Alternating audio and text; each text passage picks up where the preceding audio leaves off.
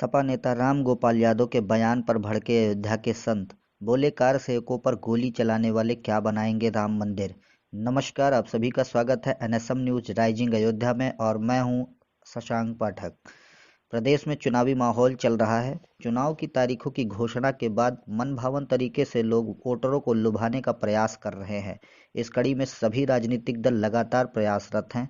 ऐसे में समाजवादी पार्टी के एमपी राम गोपाल यादव ने बयान दिया है कि समाजवादी पार्टी के राज्य में अयोध्या में राम मंदिर और तेजी से बनेगा। यदि इस बार सरकार आई तो बस सबसे पहले राम मंदिर का काम पूरा करवाएगी। भाजपा को चंदा चोर भी बताया था। इस पर अयोध्या के संतों ने नाराजगी व्यक्त की थी। संतों ने कहा कि अब तुष्टीकरण की राजनीति छोड़ दे। हिंदू समाज के लोग बहुत अच्छे तरीके से आपके दूसरे चेहरे से वाकिफ हैं। संतों ने कहा कि जिसने राम मंदिर के लिए 1 रुपया दान नहीं दिया वह चंदा चोर चिल्ला रहा है। जरूरत पड़ी तो हिंदुस्तान के लोग 1 लाख करोड़ रुपए दे सकते हैं रामलला के मंदिर निर्माण के लिए। हनुमानगढ़ी के महंत राजू दास ने कहा कि रामगोपाल यादव का बयान दुर्भाग्यपूर्ण है और उनके बयान पर हंसी आती है। रामगोपाल यादव को लताड़ लगाते हुए कहा कि उनको बयान देना चाहिए था कि जिस तरीके से अयोध्या में भव्य दिव्य मंदिर बन रहा है उसी तरह का उत्तर प्रदेश में समाजवादी की सरकार बनती है तो फिर मथुरा में भी कृष्ण जन्मभूमि पर भव्य मंदिर का निर्माण होगा। रामगोपाल हमलावर होते हुए बोले कि आपके नेता स्वप्न में भगवान श्री कृष्ण आते हैं तो फिर आप अयोध्या की बात क्यों कर रहे हैं।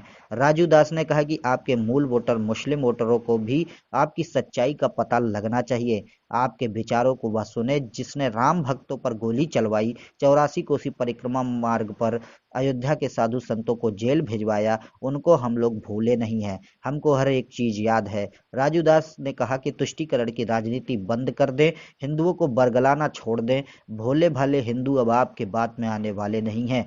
राजू दास ने रामगोपाल यादव को कालनेमी और गिरगिट जैसा रंग बदलने वाले चेहरे की संज्ञा देते हुए कहा कि बहुत तेजी के साथ भगवान राम के मंदिर का निर्माण कार्य चल रहा है और भव्य राम जन्मभूमि हिंदू जनमानस के सहयोग से बन रहा है, उसमें आपका कोई एहसान नहीं है। वहीं रामदल ट्रस्ट के अध्यक्ष कल्की राम ने कहा कि समाजवादी पार्टी के किसी भी नेता के बयान का कोई भी मतलब नहीं है।